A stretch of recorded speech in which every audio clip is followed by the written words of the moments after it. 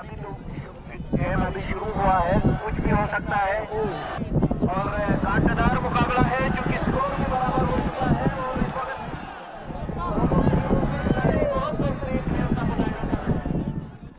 Hello जनाब and अस्सलाम वालेकुम। मैं हूं आपके साथ उस्मान और मैं जनाब इस वक्त फाइनली शंदूर का जो पोलो ग्राउंड है, the highest polo ground in the world, वहाँ पे इस वक्त खड़ा हुआ हूँ। एक बड़ा तवील सफ़र था, एक बड़ा कठिन इम्तिहान था जिसके बाद यहाँ तक पहुँचना नसीब हुआ।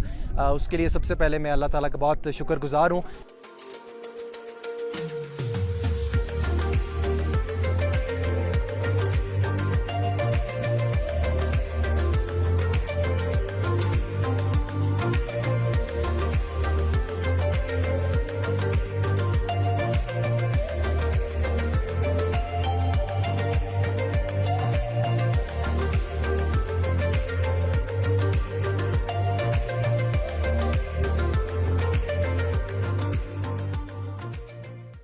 बचपन से ये सुनते चले आए हैं, डर के आगे जीत है। तो पिछले साल मैं तकरीबन तने तन्हा शंदूर पोलो फेस्टिवल पे जा पहुंचा। ये जगह 12,000 फुट की बुलंदी पर वाक़ है और इस तक पहुंचने के लिए एक तवील और एक सब्र आज़मा सफ़र दरकार था ताकि मैं अपने डर पर काबू पाकर जीत का जश्न मना सकूं। लेकिन पता ये चला कि डर के आगे जीत नहीं, बल्कि डर के आगे दर्द है और जीत का एहसास कहीं बहुत बाद में होता है। शंदूर पोलो फेस्टिवल जैसे इवेंट्स हमारे कल्चर और हमारी सकाफ़त का एक बहुत बड़ा हिस्सा है और इनको सेलिब्रेट करना, इन्हें अप्रिशिएट करना और ख़ास तौर पर इन्हें ओन करना हम सब की ज़िम्मेदारी है। ये फेस्टिवल हर साल जुलाई के महीने में मुनक्किद किया जाता है, जहाँ सैकड़ों नहीं बल्कि हज़ारों लोग शिरकत करते हैं। इनमें ज़्यादातर वो मकामी लोग हैं जो चित्राल और गिलगित से अपनी अपनी टीमों को सपोर्ट करने के लिए पहुँचते हैं और कुछ मेरी तरह जो बचपन के सुने हुए मुहावरे को सच समझ बैठते हैं। आज की वीडियो शंदूर पोलो फेस्टिवल के नाम।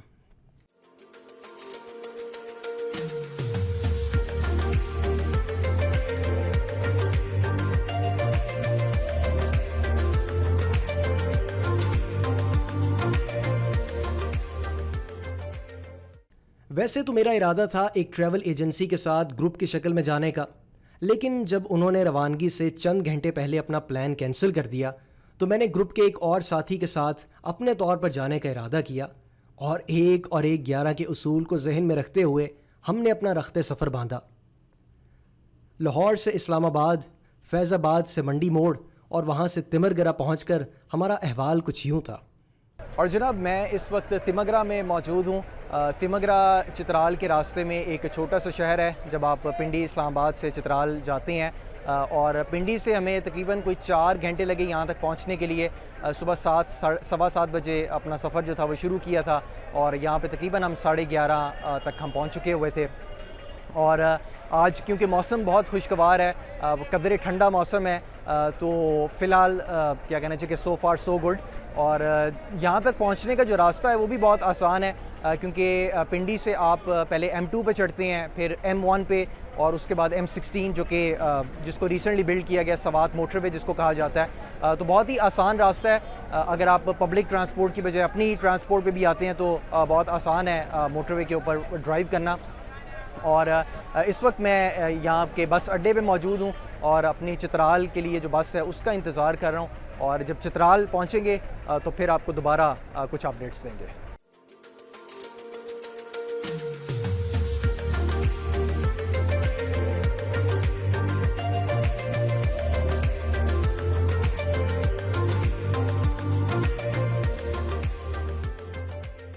तिमरगरा से अगली पब्लिक ट्रांसपोर्ट का सहारा लेकर एक तवील सफ़र तय करके हम चित्राल शहर पहुँचे।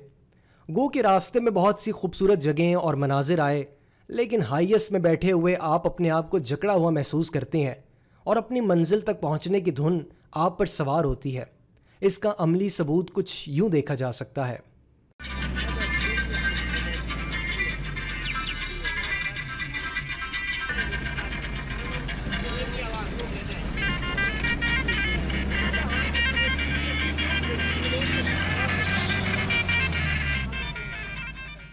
जब हम चित्राल शहर पहुंचे तो पोलो फेस्टिवल का पहला दिन तो गुजर चुका था। हमारी कोशिश थी कि अगले दिन जल्द अज जल्द शंदूर पहुंचा जाए लेकिन फिर वही ट्रांसपोर्ट के मसाइल आड़े आए और हम सुबह जल्दी निकलने के बजाय दोपहर को निकले। इसी दौरान चित्राल शहर की चीदा चीदा जगह देखने का मौका मिला, जिसमें वहाँ की शाही मस्जिद, चित्राल का खूबसूरत किला, शहर के बीचों बीच से गुजरता हुआ दरिया और वहाँ का मेन बाज़ार शामिल है।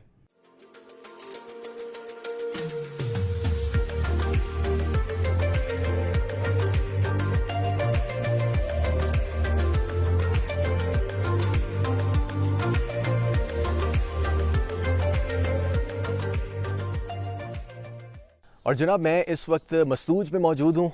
मसदूज जो है ये चित्राल के रास्ते जब आप शंदूर जा रहे होते हैं तो उसके दरमियान ही एक छोटा सा गांव है, तकरीबन 4-4.5 घंटे की मसाफत पर है। और शंदूर जो है वो अभी भी हमसे तकरीबन 2 से ढाई घंटे दूर है। और कोशिश तो यही थी कि कल हम शंदूर पहुंच जाते, लेकिन हुआ ये कि जब शाम को तकरीबन मगरिब के वक्त हम मसदूज पहुंचे तो पता ये चला कि आगे जो दरिया है वो कुछ नखरे दिखा रहा है और सैलाब की सी कैफियत है, तो गाड़ी का आगे जाना नामुमकिन है। इसी वजह से कल रात हमें यहाँ पे रुकना पड़ा और आज सुबह सुबह इस वक्त तकरीबन 5:30-6 बज रहे हैं। तो अब हमारा इरादा है आगे निकलने का। शंदूर पहुँचेंगे। शंदूर का जो मेला है, जो शंदूर पोलो फेस्टिवल है, वो पिछले 2 दिन से जारी है। पहला दिन भी नहीं देख सके, दूसरे दिन तक भी नहीं पहुंच सके। तो कोशिश है कि अब जो आखिरी दिन है, जो कुछ बचा है वहाँ पे वहाँ पे जाया जाए, देखा जाए, एंजॉय किया जाए और जो मकसद है इतनी दूर से यहाँ पे सफ़र करने का वो किसी हद तक पूरा हो जाए। और मेरा ख्याल है कि जो साइड मैचेस थे, जो टूर्नामेंट मैचेस थे वो ऑलरेडी हो चुके हुए हैं और आज 2 टीमों के दरमियान फ़ाइनल है 11 बजे और उसके बाद एक क्लोजिंग सेरेमनी होगी। तो देखते हैं कि वहाँ पे जाके किस तरह के हालात बनते हैं। लेकिन ये पूरा रास्ता जो है चित्राल से जब आप शंदूर जा रहे होते हैं तो बहुत ही कच्चा रास्ता है। मेरा ख्याल है कि तकरीबन 20 से 25% मैक्सिमम ये पेव्ड सड़क है, लेकिन उसके अलावा ये सारा कच्चा रास्ता है। और ख़ास तौर पर जब आप पब्लिक ट्रांसपोर्ट का सहारा ले रहे हो तो चीज़ें थोड़ी सी और चैलेंजिंग हो सकती हैं, क्योंकि आप अपनी मर्ज़ी से रुक नहीं सकते, कहीं पे उतर के कोई फुटेज नहीं बना सकते, तस्वीरें नहीं खींच सकते, तो थोड़े से आप बाउंड हो जाते हैं पब्लिक ट्रांसपोर्टेशन में। लेकिन मेरा ख्याल है कि इस तरह से सफ़र करने का भी एक अपनी एक्सपीरियंस है और थोड़ा सा चैलेंजिंग है, but at the end of the day I think it's very rewarding.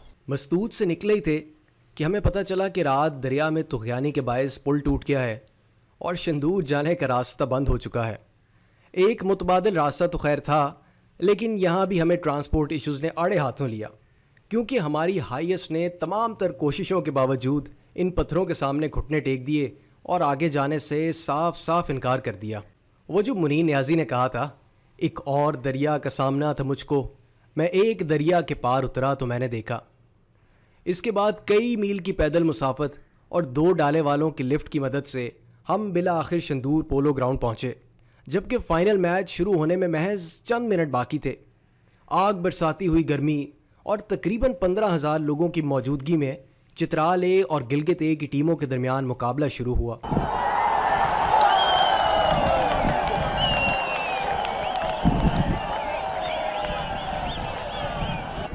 और इस वक्त स्कोर बोर्ड में आप देखें कि गिलगित की तरफ से 2 गोल किए गए हैं और चित्राल की तरफ से फिलहाल कोई गोल नहीं है। लेकिन अभी तो गेम अभी शुरू हुआ है, कुछ भी हो सकता है और दोनों टीमें बहुत अच्छे खिलाड़ियों पर मुश्तमिल दोनों टीमें।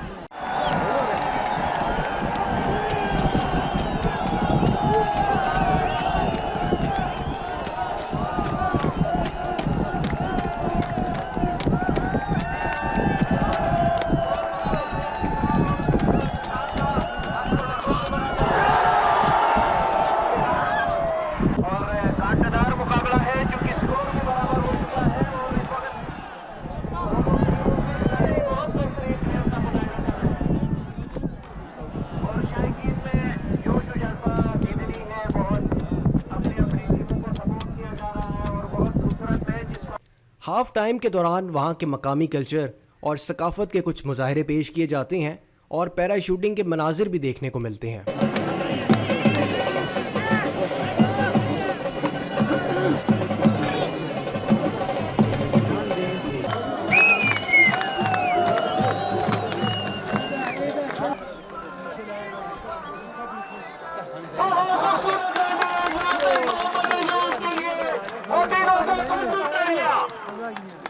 पीछे आ रहे हैं लांस नायक जमान वादिये यासीन के बेटे। और मैं जनाब इस वक्त फाइनली शंदूर का जो पोलो ग्राउंड है, the highest polo ground in the world, वहाँ पे इस वक्त खड़ा हुआ हूँ। एक बड़ा तवील सफ़र था, एक बड़ा कठिन इम्तिहान था, जिसके बाद यहाँ तक पहुँचना नसीब हुआ। उसके लिए सबसे पहले मैं अल्लाह ताला का बहुत शुक्रगुज़ार हूँ, क्योंकि मसदूद से हम लोग सुबह चले थे और मसदूद से शंदूर पोलो ग्राउंड तक का जो रास्ता है वो तकरीबन 2-2.5 घंटे से ज़्यादा नहीं है, लेकिन हमें यहाँ पहुँचते पहुँचते कम से कम 6-7 घंटे लगे। उसकी बड़ी वजह ये थी कि लासपुर गाँव के बाद जो एक पुल था वो टूटा हुआ था, क्योंकि कल मैंने बताया था कि मस्तूज में हम रात इसी वजह से रुके थे क्योंकि वहाँ पे दरिया में तुग़यानी थी और जो पुल था वो साथ बह गया। तो उसकी वजह से बहुत मुश्किल से काफ़ी देर पैदल चलते रहे, फिर एक बस का सहारा लिया, फिर दूसरी हाईएस्ट पे बैठे और किसी न किसी तरह जो फाइनल मैच से पहले हम यहाँ पे शंदूर के जो पोलो ग्राउंड है वहाँ पे पहुँच गए। और अब से कुछ देर पहले हमने यहाँ पे जो फाइनल मैच हुआ था चित्राल ए और गिलगित ए की टीम के दरमियान में वो मैच देखा। उस मैच के जो वक्फ़ा होता है, दरमियानी वक्फ़ा, उसके दरमियान बहुत से जो डांसेस हैं, जो कल्चरल यहाँ की जो प्रैक्टिसेस हैं, उनको यहाँ पे दिखाया गया। एक बड़ी खूबसूरत तकरीब थी। और ये जो पूरा आप मेरे चारों तरफ ग्राउंड देख रहे हैं, ये सारे ग्राउंड में लोग ही लोग थे, टेंट्स ही टेंट्स थे, गाड़ियाँ ही गाड़ियाँ थी। तो एक बड़ा खूबसूरत किस्म का मंज़र था। और आई एम सो ग्लैड कि थोड़ा सा देर से पहुँचे, पहले 2 दिन कवर नहीं कर सके, नहीं देख सके, लेकिन तीसरे दिन बिल्कुल एंड टाइम पे पहुँचे और we got the best of the Shandur polo festival. और यहाँ तक पहुँचना आई थिंक इन इटसेल्फ एक बहुत बड़ा चैलेंज था। मेरा ख्याल है कि ज़िंदगी में मैंने इससे बड़ा कोई एडवेंचर या इससे ज़्यादा रिस्क शायद ना लिया हो। अभी भी रिस्क जो है, एडवेंचर जो है वो ख़त्म नहीं हुआ, क्योंकि चित्राल की तरफ वापस जा नहीं सकते, क्योंकि अगेन वहाँ पे पुल टूटा हुआ है। तो हम सोच ही रहे हैं कि आज यहीं पे स्टे करें किसी न किसी तरह, और कल शंदूर से हम गिलगित की तरफ जाएं, क्योंकि वो रास्ता जो है वो बहुत बेहतर है और थोड़ा सा लंबा रास्ता, तकरीबन 8-9 घंटे लगेंगे गिलगित पहुँचते हुए, लेकिन वो रास्ता कम से कम साफ़ है। और होपफुली हमें सुबह कोई गाड़ी मिल जाए, कोई सहारा मिल जाए जो हमें गिलगित पहुँचाए, और गिलगित से फिर आगे सफ़र करेंगे इस्लामाबाद तक और फिर वहाँ से लाहौर तक।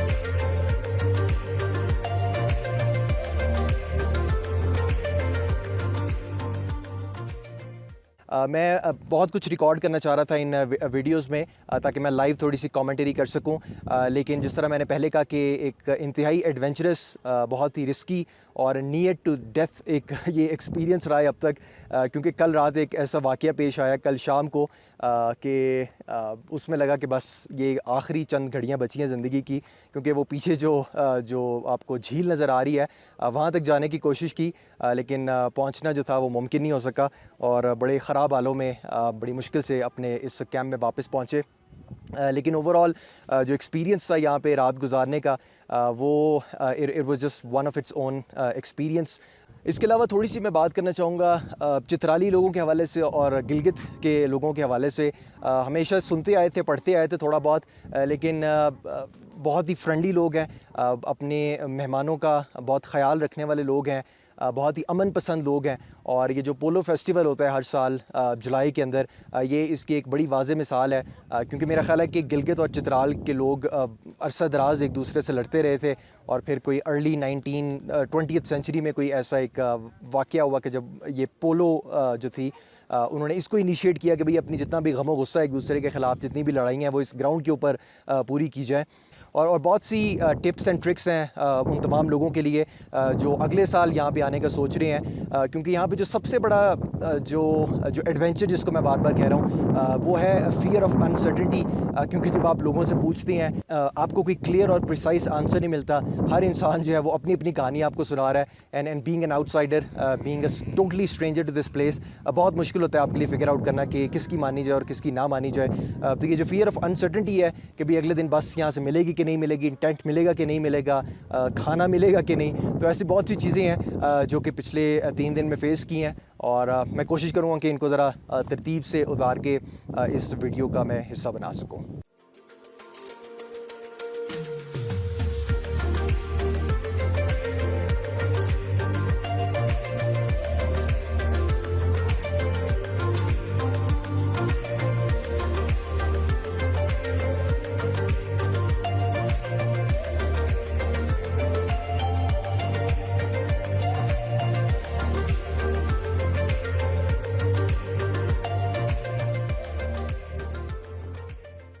और जनाब मैं इस वक्त गिलगित शहर में मौजूद हूँ। इस ट्रिप के दौरान मैंने क़तई तौर पर ये नहीं सोचा था कि मैं इस साइड पर भी आ सकूँगा, लेकिन क्योंकि हर चीज़ को लूज़ छोड़ा हुआ था, हर चीज़ को वक्त के दाने पर छोड़ा हुआ था, तो इस वक्त मैं गिलगित शहर के बीचों बीच मौजूद हूँ। और ये जो मेरे पीछे आप दरिया देख रहे हैं, ये शहर के बीच में से दरिया गुज़रता है, जिसके इस पार भी शहर है और दूसरे पार भी गिलगित शहर है। और कल एक बड़ा तवील सफ़र तय किया शंदूर से गिलगित का। हमें तकरीबन कोई 9 से 10 घंटे लगे यहाँ पहुँचते हुए। शंदूर से पहली एक बस पकड़ी तो वो हमें गाकोच तक लेके आई, और फिर गाकोच से अगली बस चेंज करके हम गिलगित पहुँचे। और जितनी तारीफ़ की जाए इस शहर की उतनी ही कम है। बहुत ही खूबसूरत शहर है, बहुत ही खूबसूरत लोग हैं। एज़ यूजुअल जो आपको पूरे नॉर्थ के अंदर जो एक ट्रेंड नज़र आता है कि लोग बहुत ही मेहमान नवाज़ हैं, अपने सयाहों का, अपने मेहमानों का बड़ा ख़ास ख्याल रखते हैं, तो वो चीज़ यहाँ पे हमें बखूबी नज़र आती है।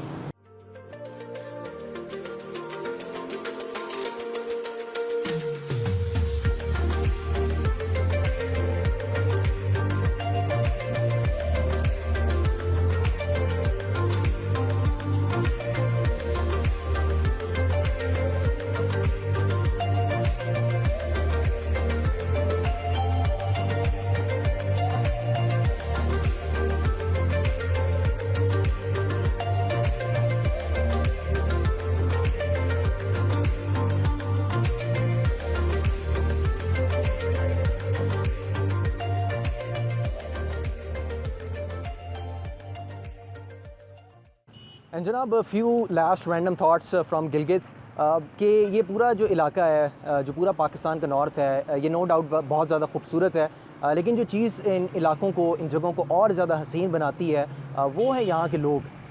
चाहे मर्दों की बात की जाए, औरतों की, या इवन बच्चों की बात की जाए, तो उनके अंदर आपको एक अजीब किस्म की गैरत नज़र आती है, एक हमीयत नज़र आती है। उनके चेहरों पे एक चमक है, उनकी चाल में एक तरंग है। और मेरा ख़्याल है कि ये तभी मुमकिन होता है जब आप अपने साथ सच बोलते हैं, जब आप अपने इर्द गिर्द के माहौल के साथ, सोसाइटी के साथ पूरी तरह से एडजस्ट कर चुके होते हैं। तो ये चीज़ जो है वो आपको बारहा तौर पे नज़र आती है, because people are always ready to go an extra mile for you. और जनाब इसके अलावा एक ये बात भी कि जब भी 2 चित्राली या 2 गिलगिती या इवन 2 पठान आपस में मिलते हैं, तो आपको ऐसा लगता ही नहीं है कि ये ज़िंदगी में पहली बार मिल रहे हैं, क्योंकि वो एक ज़बान बोलते हैं, एक कल्चर को शेयर करते हैं, एक ही बैकग्राउंड को ओन करते हैं। तो क्योंकि उनकी वो सिंक्रोनाइजेशन इतनी अच्छी होती है, तो उनकी जो केमिस्ट्री है वो एकदम से आपस में मिलती है, और जो ट्रस्ट लेवल है वो बहुत ज़्यादा उनका बढ़ जाता है। अगर इसको आप कंपेयर करें पंजाब के साथ या मे बी पंजाबियों के साथ, तो वहाँ पे इस तरह के ख़ासे मसाइल नज़र आते हैं, क्योंकि हमारे यहाँ एक ज़बान का भी एक वैक्यूम है, गैप है, फिर कल्चर का भी है, सकाफ़त का भी है। तो बहुत ज़्यादा डिफरेंसेस हैं इन चीज़ों के हवाले से, जिसकी वजह से हमारे यहाँ वो वार्मथ उतनी नज़र नहीं आती जितनी इन लोगों के अंदर है। तो आई थिंक ये हम लोगों के लिए एक बड़ा टेक अवे है कि अपनी ज़बान को ऑन करना, अपने कल्चर को, अपनी बैकग्राउंड को ऑन करना, चाहे वो अच्छी है या बुरी है, बुरी चीज़ों को निकाल के बाहर फेंकना और अच्छी चीज़ों को दिलो जान से कबूल करना। ये आई थिंक इन वादियों से, इन लोगों से हमें ज़रूर सीखने की ज़रूरत है। और शायद इसी का कुछ असर है कि ये जो टोपी मैंने पहन रखी है, कि यहाँ के कल्चर को थोड़ा सा अपने अंदर उतारा जाए और इससे कुछ सीखने की कोशिश की जाए। एक और दरिया का सामना था मुनीर मुझको, एक और दरिया का सामना था मुनीर मुझको, मैं एक दरिया के पार उतरा तो मैंने देखा। गिलगित से इस्लामाबाद के लिए रवाना हुए तो गैस व्हाट, ट्रांसपोर्ट इश्यूज़ ने हमें फिर से गले लगाया। अभी गिलगित से निकले 1 घंटा भी ना हुआ था कि आगे से लैंड स्लाइडिंग की खबरें मौसूल होने लगीं, और चंद मिनट इंतज़ार का कहकर हम पूरे 6 घंटे रास्ता खुलने का इंतज़ार करते रहे। आखिर में अपने साथी और दोस्त जुनेद का शुक्रिया, जिसके साथ मिलकर पिछले 1 हफ्ते में हमने कई समुद्रों को पिछाड़ा, इसलिए एक और दरिया का सामना करना हमें ज़रा भी दुश्वार न लगा। बहुत शुक्रिया।